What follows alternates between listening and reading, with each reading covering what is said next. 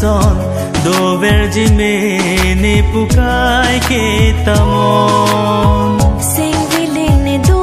nang phan ju hai ne sing ve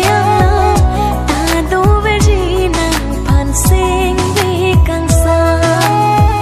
nang le ne kaya lo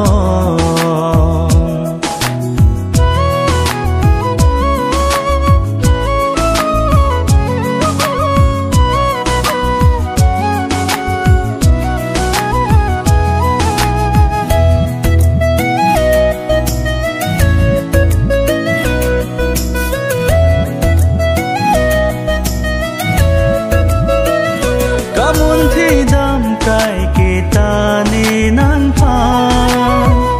moar ni si ke juji puala run me ka boche ala bajir me ji punang phan rani me nika chong honga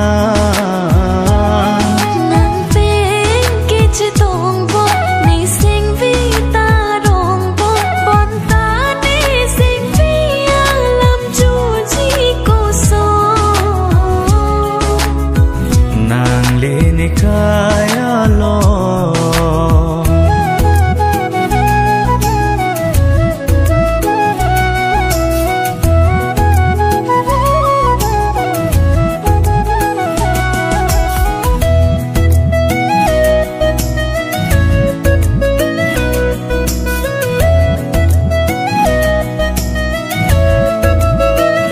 sing kana phi sing kan ki mi lewa sing ve chela rone that khanja la kang hone the alam juji puan sinang phan par bom lo a sing kan kang ho na melur ke do vergi la ne long bi ne kai ding thi do don tik so apir the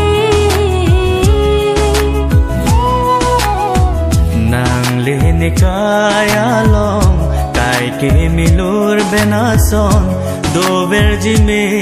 ne pukai ke tamon